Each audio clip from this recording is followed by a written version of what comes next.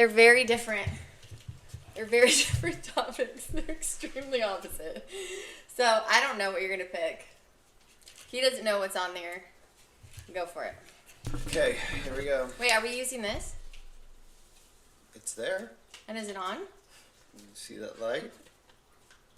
This is going well so far. Oh, okay, this is... Hold on, we gotta go. PPD... No, we're already off to a bad start. PMDP? PMDD. Premenstrual Dysmorphia Disorder? Is that what that is? Dysmorphia? What is it? Premenstrual Dysphoric Disorder. Yeah. So you were close. I was close. What do you know about premenstrual dysphoric disorder? So, I know that when the week, I feel like it's gotten to be more than a week. Because I feel like there used to be a set time limit where I could depend on... Well, first of all, let's tell people what it is. So I think what this is when the days, maybe week leading up to your period, it's when your brain fucking completely goes haywire and you can't think rationally and you're depressed and you snap and you don't really know why you're doing any of the above things. And so what I've found, I used to try to navigate this with some finesse, but now I just kind of keep my distance.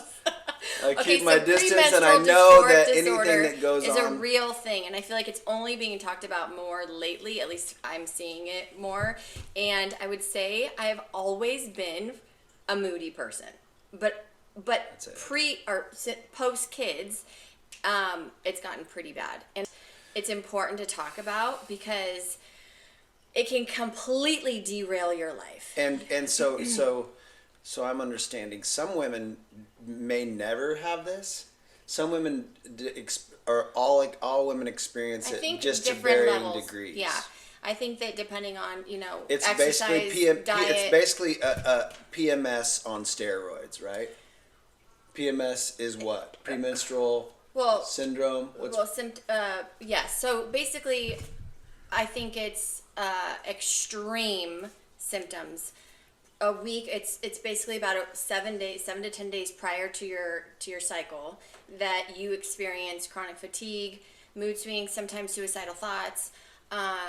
You go to very low, dark places, and I think it's important to address this because a lot of the times you don't see that side of somebody because they're in hiding. It can feel very isolating and lonely when you're in those places. And for me, not only isolating and lonely because you're feeling those feelings already, but because they're very real, lashing out and treating other people in ways that you are not. I gotta be careful. Like they're not. You don't know why you're doing it, and you can't explain to anybody. I can laugh about it now because I just got out of it, but it is a very intense, very real sadness and frustration and irritability. So I think I'm going to share a few things that have helped me. Tracking my cycle, knowing, and there's an app called Flow that I use, and I can actually send him, hey, look out. Here she comes. Which to my so here's my thing. I'm like, okay, so it's coming, it's happening. There's really nothing you can do things you can do to help coach yourself out of it. Or talk yourself out of it. No, when it's a hormonal imbalance, it's basically like telling someone to not feel the symptoms you feel when you get pregnant and moody. It is happening. It is very real. And there are things you can do to mitigate the symptoms and the extremities of them. But what? Walking, vocalizing how you're feeling, and connecting with people. I think that's helpful. I think it is. Laying off the sugar, even though it's that time of the month and you're like, I need it, I want it, I'm craving it. It is your body's way of saying also that you're probably deficient in other areas. And for me, calcium, vitamin B, and this vitamin C, selenium. There are a lot of things that help level you out, there are Chinese herbs that have been known, but it is a vitamin deficiency in most cases and a hormonal imbalance. But you're not alone. You are not crazy. This is a very, and I feel like it's gotten worse because of our food, but it is a very real, serious thing because I think people have taken their life during those times, and that's very sad. Mm-hmm. Are there some women that never experience PMS? I mean, is that I a have thing? No idea. Is that a thing where like are they super leveled out and they like can tell? No. No? If you have never experienced PMS, will you comment? Because I would love to know like what you're doing. Yeah. Because I think everyone goes through it, and I think it's important to share that men are on I gotta unbutton the top of my pants. Oh gosh, it's so nice. Levi's are great, but man, oh, that feels good. Plus Nobody told you to wear tight ass Levi's. I just love them. They make me feel good. Don't you like to wear clothes? Like, does this make you feel good? This ratty old T-shirt? I mean, makes my guns look good. I think I need to clean your ear hair.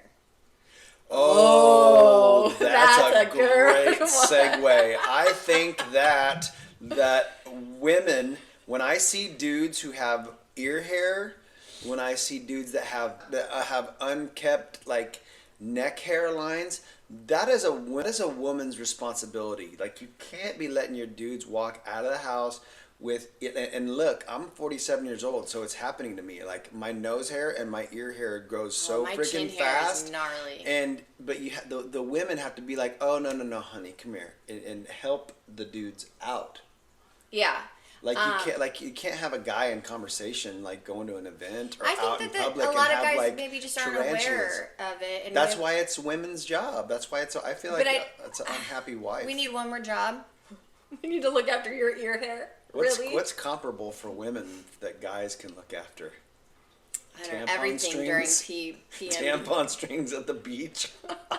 Oh, we're getting way off topic here. Okay, let's go back to premenstrual dysphoric disorder. So, what does dysphoric mean? Alexa, what does dysphoric mean? It means you're not able to see things clearly. Alexa, what does dysphoric mean? Yeah, so your inner emotional life and your outer reality. So I'm sure you're looking here when you're talking. Oh, I haven't been looking there. You have the phone upside down. You put the phone upside down.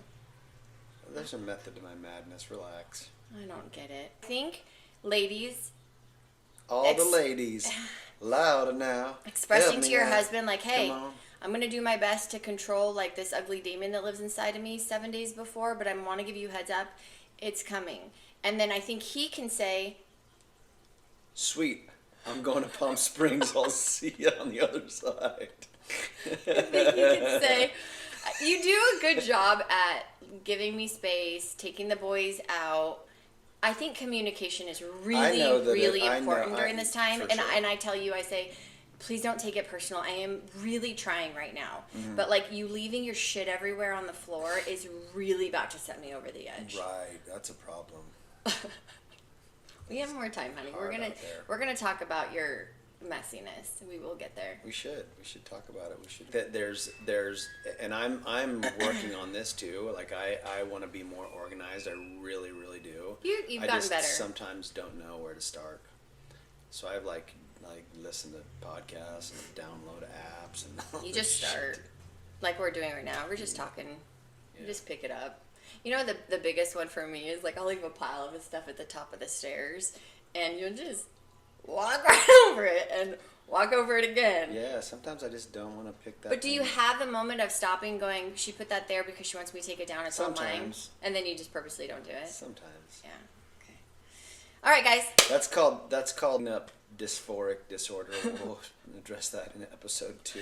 It's important to me to discuss it because I think that it's been a big factor in our life, and who I am outside of that like week leading up is a completely different person. Truly, it's almost like it's a battle between this version and the 7 days before, and I know I'm not alone in that. I know that there are women out there who think that they are living with this and there's something wrong with them, that they're bipolar. You're not. And hormones are a tricky, wild beast. And finding that perfect recipe that can get us through that week without wanting to rip someone's head off is really hard. We need to continue to talk about it, and we need having a warning sign, having a like a safe word, knowing that it's coming is a great like starter to be able to navigate. But it, in all sure. seriousness, for all the men out there who wonder what happens to their wives, like what do you have to say to them? Like, because I think you've done a really good job at not taking it personal. Like I just said, it's like you give grace. Obviously, I'm a chronic grace benefit of the doubt giver. Does it help when I'm like, hey, honey, like I'm yeah 4 days away? Yeah. Oh yeah, for sure. 4 days away. Oh boy, howdy. I'm like, I'm making sure that I'm not doing anything silly around the house. Not doing any dumb shit. But that kind of sucks too. You're kind of walking on eggshells. Everyone's a little bit more uptight. Like, is that going to set mom over the edge? That's something I think about. If from what I'm understanding, it's a lot of it is kind of completely out of your control, and you wish that you could find the tools to deal with it. Working out, laying off the sugar, staying consistent with my vitamins, eating whole foods, the processed stuff too. I mean, it causes inflammation. It makes you feel worse.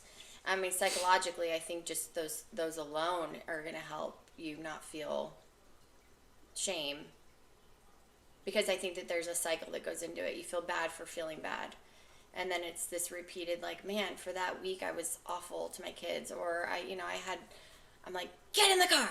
I'm like, why did I just yell at him about that? Little things like that I think are then met with like, man, I really kind of sucked as a mom today. Which snowballs into beating yourself up on top of already trying to figure out your hormones. It's a self-perpetuating cycle of, self-loathing that nobody needs. All right. Thanks, guys. Next week. What was this one? No, I'm saving it. It's a good one.